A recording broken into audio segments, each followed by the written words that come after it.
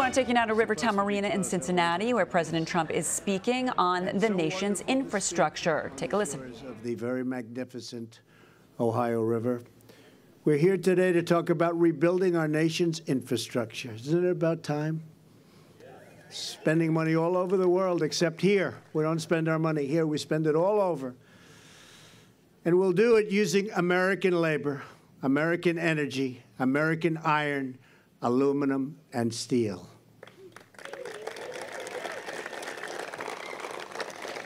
We believe in the dignity of work and in the greatness of the American worker. No worker like our American worker. I want to thank Secretary Perdue, Secretary Zinke, and Administrator Pruitt for joining us today. And you saw what we did with our great administrator. You saw what happened last week with the so-called Paris Accord. We will keep our nation so great and so strong, and we will never have outside forces telling us what to do and how to do it, believe me.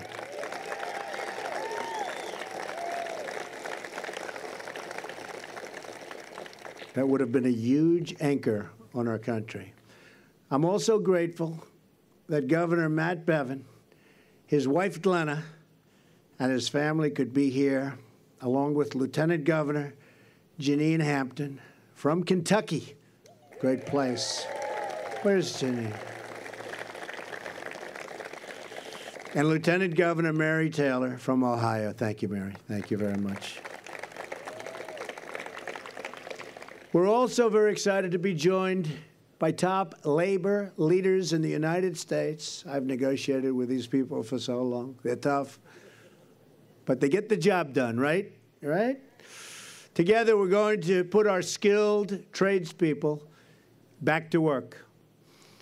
Sean McGarvey is here with us today, president of the North American Building Trades Union. Sean took part in one of our very first meetings at the White House. That was a great meeting, Sean, and was there with us when we issued the long-awaited approval for the Keystone XL pipeline, which has started. After years and years of stagnation, they said that's never going to happen. We got it started. It's going to happen, and it's about 48,000 jobs. It's a big job.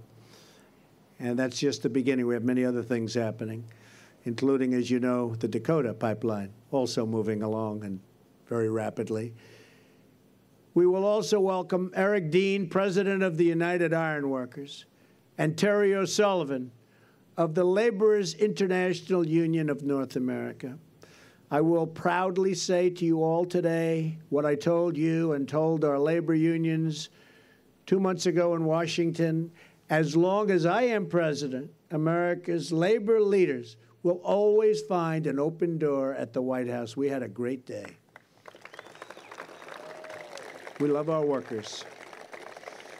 We're also pleased to be joined by executives from Marathon Petroleum, Bunge North America, CF Industries, Peabody Energy, Alliance Coal, AK Steel, Nucor Steel, Scott's, oh, you like that company, I guess. Scott's Miracle Grow, and many others who are ready to help us build the roads, the bridges, the tunnels, and the waterways of tomorrow. And they're currently working very hard. In fact, I brought a couple of the greatest builders in America, Steve Roth of Vornado, Richard Lefrak of Lefrak. Where are you guys? Come here, come here, come here. Come up here, Steve.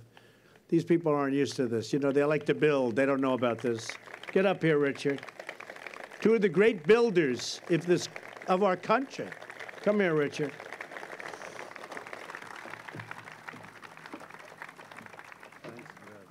Oh, watch. Oh, I have to do this. Do you want to say anything, fellas? They're not big talkers. Yeah, I'll say unless they're behind the desk, they're big talkers. Go ahead, Richard. Go. We're all fortunate to have the greatest builder in America, Donald J. Trump.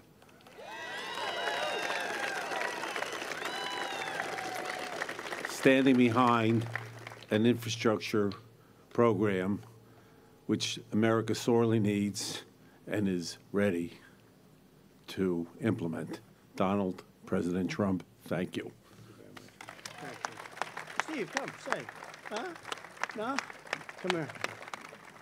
Get off the stage, fellas. That's it. Richard, that was a good job. Thank you.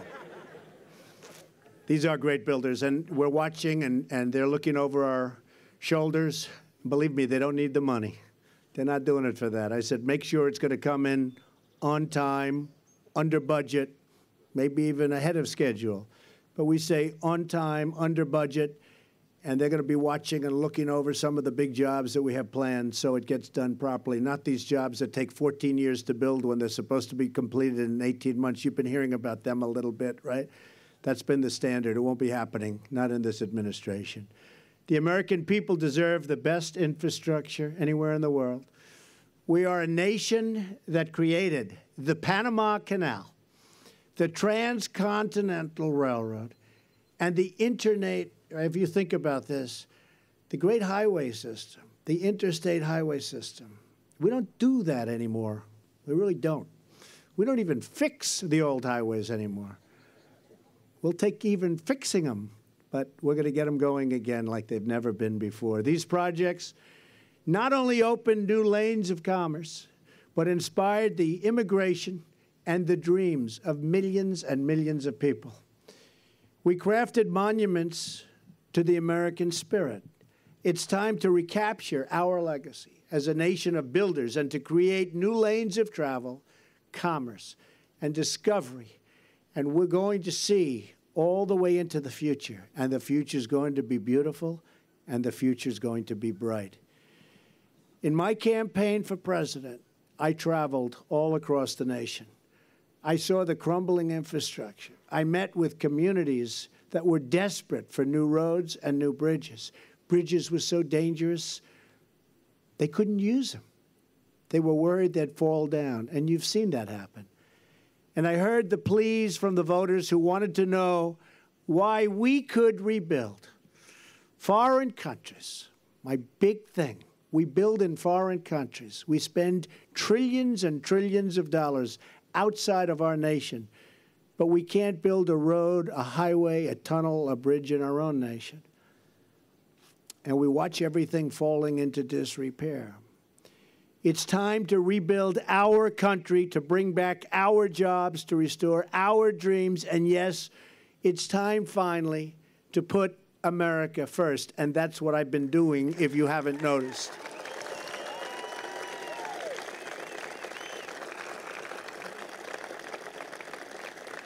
While it's very early in the administration, I think everyone has noticed, right? We have noticed. The people are noticing like they've never noticed before. We're already making historic progress. Last month, unemployment fell to its lowest point in 16 years. Right now, thank you. Right now, more small businesses are planning to hire than at any point in the last decade. Last week, the stock market soared to record highs, highest ever, boosting the pensions, your pensions and your retirement accounts, and those of hardworking Americans. I've just returned from a trip overseas that secured more than $350 billion of military and economic investments into the United States. That means millions of jobs.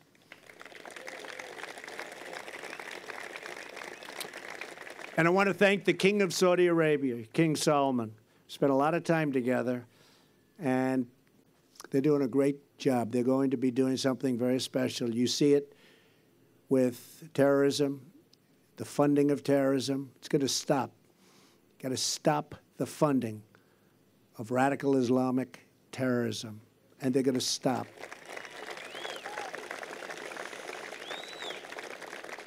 And they hosted over 50 all-Muslim countries.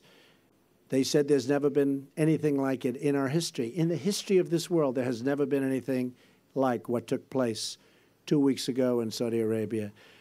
And I'm very proud to be a part of it. And hopefully that can be the beginning of the end to this horrible, horrible situation that the world is suffering right now called terrorism. We're going to put an end to it, and we have to be very tough, and we have to be very smart, We have to be very vigilant, and we're going to end it.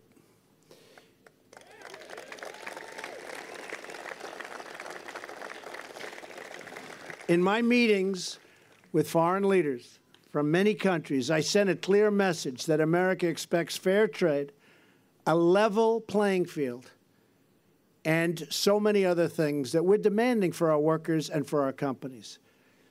Every other country looks out for their interests. It's time that we finally start looking out for our interests in the United States.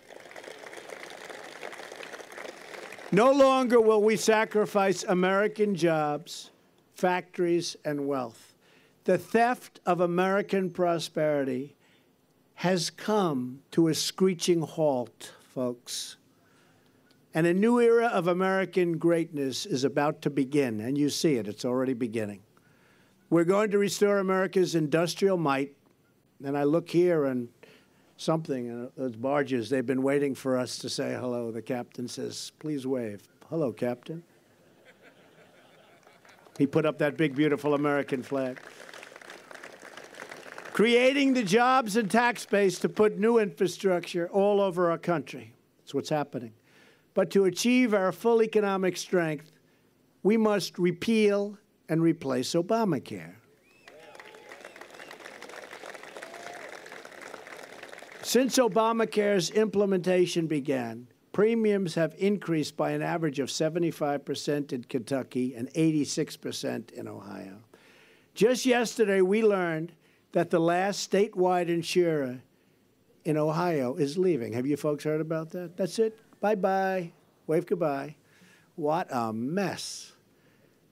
That could mean another 20 counties and 19,000 people will have no plans. The House of Representatives has done, and the House of Representatives has been working, I will tell you, very, very hard. It's done its job in passing along an Obamacare replacement bill. Now it's time for the Senate. Mitch McConnell is working very hard to act and to save Americans from this catastrophic event, because Obamacare is dead. Obamacare was one of the biggest broken promises in the history of politics. Remember, you can keep your doctor, you can keep your plan. Didn't work out that way. You end up paying not to have insurance because it was cheaper. But there's another major promise that Washington has repeatedly broken, and that is the one where we are here today. It's a promise that's gone unheeded, and it's called restoring America, restoring our country. The promise of a safe, reliable, and modern infrastructure. It hasn't been kept, but we're going to keep it. American lives and livelihoods depend on our action together. That's why I'm calling on all Democrats who honestly have really been obstructionists. Boy, have they tried. I mean, every single thing. On health care, I won't get one vote. Obamacare is crashing. It's dead. It's in a death spiral. As the head of one of the biggest insurance companies said, it's in a death spiral. And we're coming out to do good, not to do bad, to do good. We won't get one Democrat vote. Think of it. They're just obstructionists. Every single thing is obstruction. I don't think, honestly, if I were in that party, I wouldn't be doing it that way. I'd be doing positive things. That's why they lost the House, they lost the Senate, they lost the White House. People don't want to see what's going on. They want to see us all come together, but I just don't see them coming together. They're obstructionists. I'm calling on all Democrats and Republicans to join together, if that's possible, in the great rebuilding of America. Countless American industries, businesses, and jobs depend on rivers, runways, roads, and rails that are in dire and even desperate condition. And millions of American families rely on their water and pipes and pumps that are on the verge of total failure and collapse.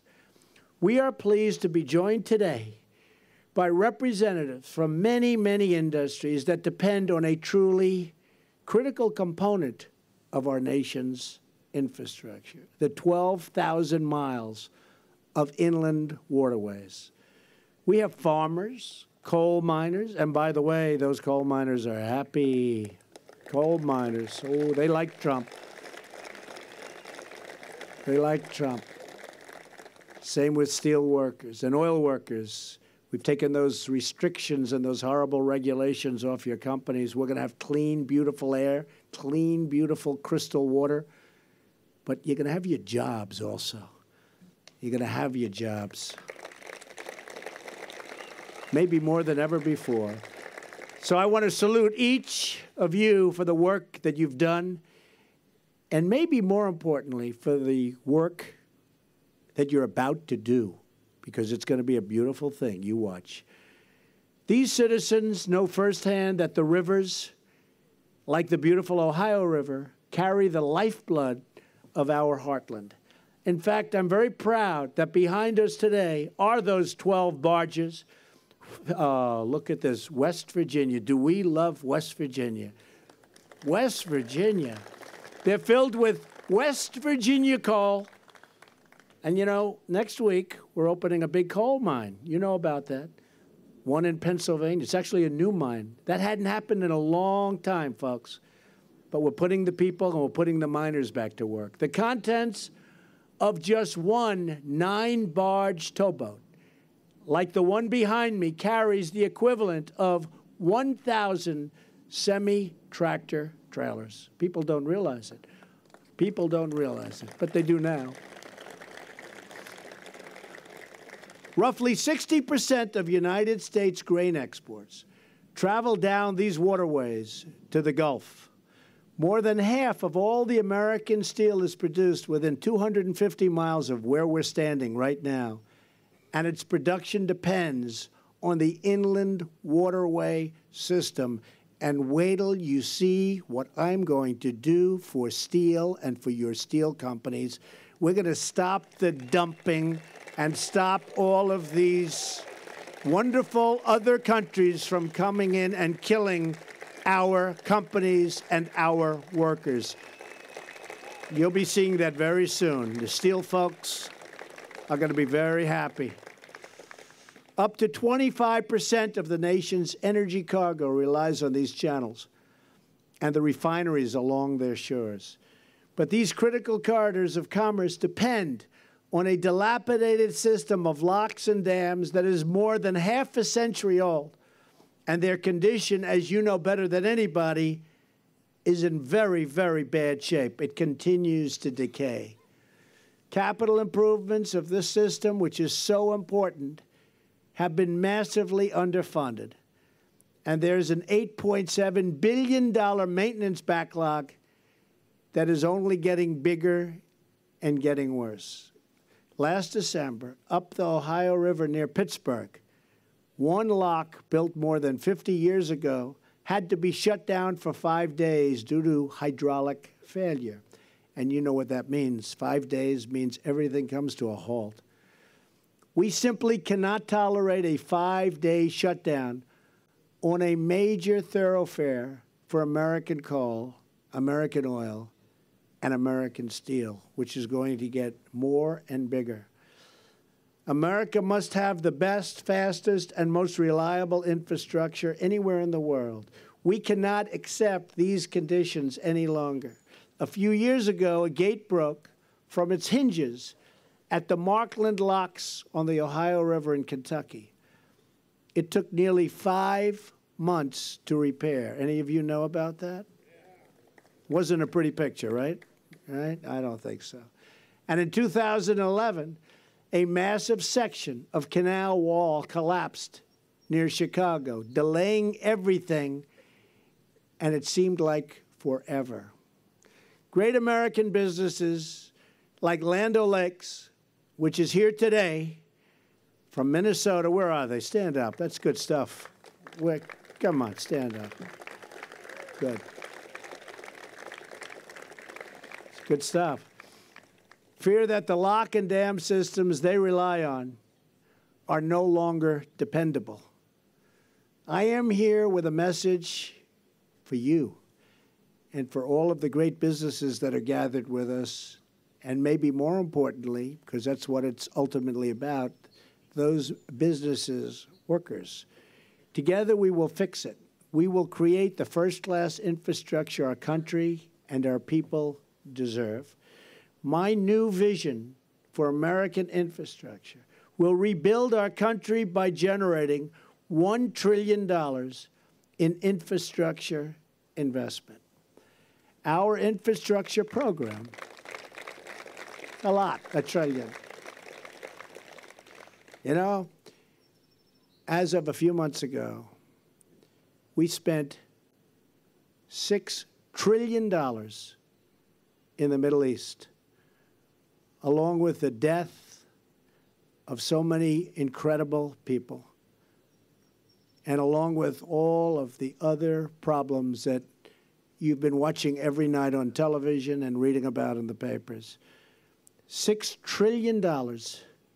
And yet, if we want to fix a road, or we want to fix a school, or we want to make sure that a bridge doesn't collapse in our country, forgetting about even building new ones, we don't ever seem to have the money. Got to change, folks. It's got to change. Something wrong. Something wrong. Our infrastructure program will be based on forging new partnerships and demanding new accountability for every federal taxpayer dollar. Under this vision, the federal government will drastically reduce burdensome regulations, which we've already been doing. We have some more to go, but it's going rapidly. I think when people tell me, you know, we're doing the largest tax cut in history, people are more impressed with the fact that we've cut so many regulations. If they had their choice, which is hard to believe, nobody would have believed. So we're getting rid of the regulations, and we're massively streamlining the approvals and the permitting process. Already, my administration has expedited environmental reviews and critical energy projects all across the country. They're getting approved so fast. Thousands and thousands of big jobs, big jobs. I don't mean individual jobs. I'm talking about project-type jobs. Thousands of them are being approved rapidly. And if they're not environmentally sound, they're not going to be approved. But we'll tell them you're not going to get approved. But thousands of jobs are being approved all over the United States. And I'm very proud of it. And Scott Pruitt has been right at the forefront, and he's done an amazing job.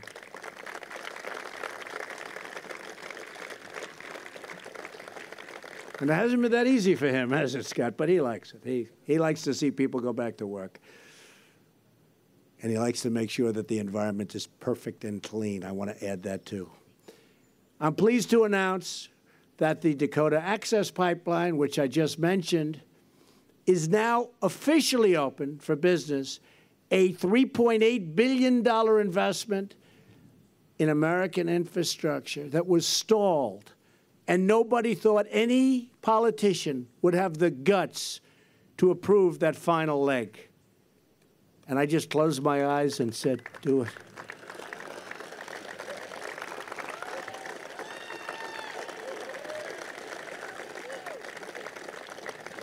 Think of it to a company standpoint. They build this massive pipeline going for miles. Then they have to hook it up a little section, and they're stopped. And I said, that's not fair. And you know, when I approved it, it's up, it's running, it's beautiful, it's great. Everybody's happy. The sun is still shining. The water is clean. But, you know, when I approved it, I thought I'd take a lot of heat, and I took none. Actually, none. People respected that I approved it. But I take so much heat for nonsense that it probably overrode. It probably overrode the other. It's like a decoy. America built the Golden Gate Bridge in just 4 years and the Hoover Dam in 5 years. Think of that. It should not take 10 years to get approvals for a very small little piece of infrastructure. And it won't. Because under my administration, it's not going to happen like that anymore. We will work directly with state and local governments to give them the freedom and flexibility they need to revitalize our nation's infrastructure. At least $200 billion of the $1 trillion plan will come from direct federal investment. Working with states, local governments, and private industry, we will ensure that these new federal funds are matched by significant additional dollars for maximum efficiency and accountability. We'll have people watching over each one of these jobs, and every penny will count to them. Taxpayers deserve the best results for their investment, and I will ensure that this is what they get. The last administration passed a stimulus package, of which only a tiny 7% went to infrastructure, and much of that was just wasted money. You folks up front, you know what I'm talking about. The great infrastructure plan, nobody saw any money. Remember shovel ready, right? Shovel ready wasn't shovel ready. That I can tell you. We're not going to repeat that mistake. That's not going to happen again. Instead, our plan will help states and local governments prioritize their most pressing infrastructure needs, building transformative projects that create a flood of wealth and opportunity to benefit every part of our country, especially rural America. The companies here today are prepared to work with us, and these are great companies today. And you're going to work with us to make sure the right infrastructure gets built and funded quickly, and it's going to be in the right location. Everything about it is going to be right. Businesses like these are ready to invest and create in jobs, but we have been waiting for a responsible partner in the federal government. You've been waiting for a long time. Now you have one.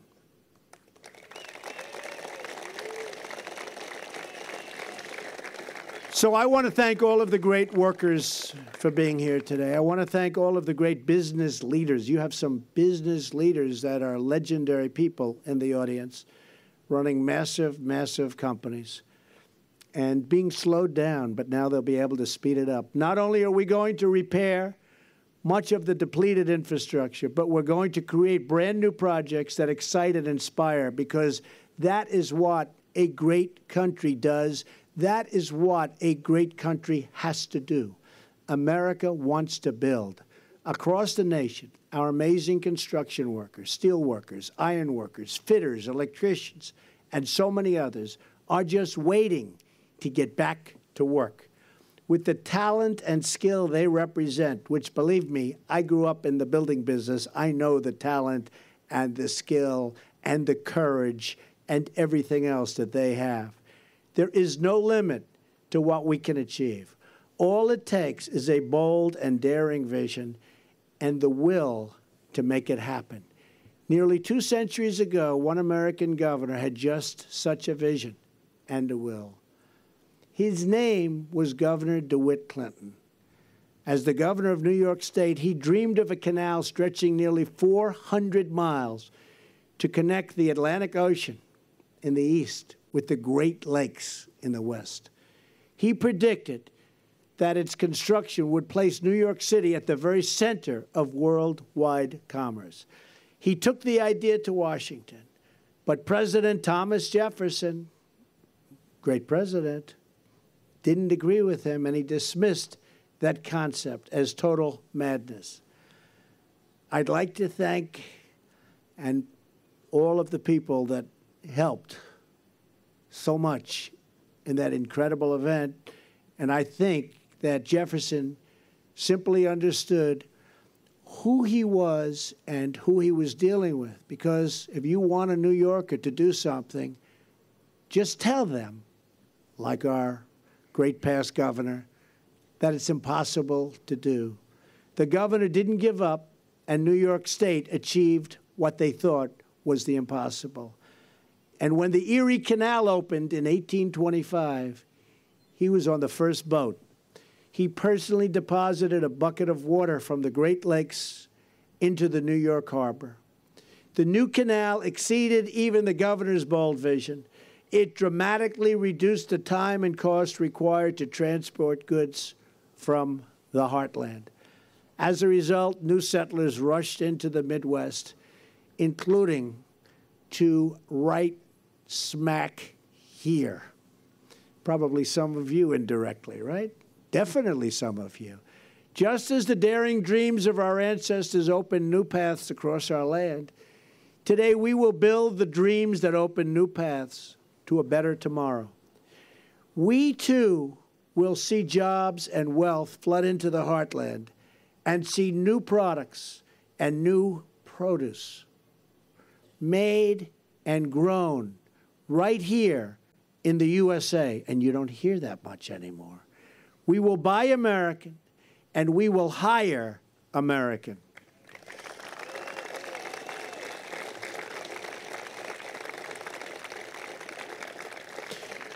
We will not, so importantly, be content to let our nation become a museum of former glories. We will construct incredible new monuments to American grit that inspire wonder for generations and generations to come. We will build because our people want to build and because we need them to build. We will build because our prosperity demands it. And above all, we will build because that is how we make America great again. Thank you. God bless you. Go out there and work. You're going to see some amazing things happen over the next long period of time. Thank you, everyone. It's a great honor to be with you. Thank you.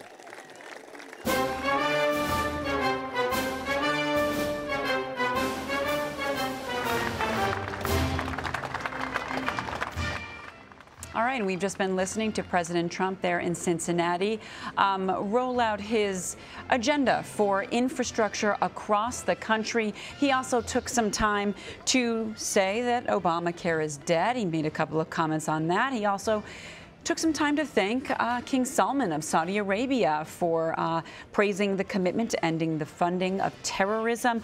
But really the focus here in Cincinnati is about infrastructure. He talked about $1 trillion that he wants to put forth. We have our CBS News transportation correspondent Chris Van Cleve now, who is there on the ground in Cincinnati. All right, Chris, what's your big takeaway here? Well, it was a wide-ranging speech. We had expected him to stay a little bit more focused on infrastructure, and he touched on health care as well as calling Democrats obstructionists, sort of a general riff on his frustration with Democrats. He did talk about his transportation plan, which includes, he says, at least $200 billion in federal funding, which he hopes to use as a multiplier to get to that $1 trillion number. And what that basically means is encouraging private investment, public-private partnerships to chip in the other $800 billion, excuse me. He talked a lot about inland waterways, and that's in part because the backdrop was just that. The Ohio River, there's a coal barge back behind him that served as a backdrop carrying West Virginia coal. The inland waterways move an awful lot of goods to market. We were talking to a farmer here in Kentucky, just across the Ohio River from where we are in Cincinnati. And he was saying every time there's an issue with a lock or a dam between here and Point South, that means it's more expensive for him to send his crops to market and more expensive to get the fertilizer he needs to grow them. So every time there's a problem, he pays more. He says it's time, he'd like to see people stop talking and start doing something. And that's a very common thread, I think, through most of the people who are in the crowd here today, too, is that they would like to see some action. People have been talking about rebuilding infrastructure for years. The question is, can this plan get any further than President Obama's plan did? And of course, action is going to take money. Can you give us a little more perspective on these dollar figures here? The $1 trillion, the $200 billion from direct federal funds. I mean, is that a lot or is it not enough given what he's proposing he wants to do across the country? Well, you know, the infrastructure backlog in the U.S., if you were just going to do all of the work on dams, you've got billions and billions of dollars of backlogs just to fix the interstate water issues. You're talking about trillions of dollars a year to restore infrastructure. So it depends on what you mean by restore, I suppose. $1 trillion goes a lot farther than not spending the $1 trillion, certainly. The way his plan seems to be set up is about $200 billion in direct federal funding and then the rest would come through incentivizing private investment in the infrastructure system. Some of that would be encouraging tolling and other projects where the private sector could fund the project and people pay for it either in user fees or revenue streams. And in fairness to the president, there is room to expand public-private partnerships in the U.S. They're only about 1% of infrastructure projects. In Europe, they're closer to 10%. His plan talks about favoring transformative projects as well as setting aside money for restoring rural infrastructure, giving grants to state and local entities, as well as enhancing loan programs to try to get that done. They also talked a lot about cutting regulations so that you can get a project moving faster. That is sort of a hallmark of the Trump administration, that they want to get rid of unnecessary regulation. And, we were talking to the mayor of one of the small towns over in Kentucky today. They share a bunch of bridges that connect with Cincinnati here, including one that they've been talking about replacing or upgrading for years. And one of his points, and he is not a Trump supporter, said, listen, if you can get a president who can cut regulations so we can get projects done faster, that would be welcome across the aisle. So there are some things inside a transportation or inside an infrastructure bill that would be welcome to both sides. How you pay for it and sort of where that public investment, where that private investment comes will be the devil in the details. What do you think is the most realistic part of his plan? Well, so on one hand, this is a fairly bipartisan issue that the U.S. needs to address crumbling infrastructure. So on some fundamental level, you would think there's room for agreement. Now, you have to factor in all of the politics in Washington right now and where the two sides, the Republicans and the Democrats, stand on all of the other issues and whether or not that's going to play into this. But if you're looking at cutting regulation, there's probably room to do that. Direct federal investment, that $200 billion, that could have a possibility. The public-private partnerships are likely to be controversial. They're only legal in about 35 states, so you have 15 states that may not be able to benefit from that at all. And they tend to only work in avenues where you can guarantee profit to the private investor. So think about toll roads, airports, perhaps rail systems. But they may not work to restore, say, Flint's water system. Here on the inland waterways, there's been a debate for decades about making the barges and the boats pay a toll to access the waterways. That's been really unpopular from the boating industry. So there's a lot of things that could slow this plan down, aside from all the other politics in Washington. All right, it'll be interesting to see how this all plays out. Thank you so much, Chris Van Cleve, on the ground for us in Cincinnati. We'll have much more news coming up. Stay with us. You're watching CBSN, always on.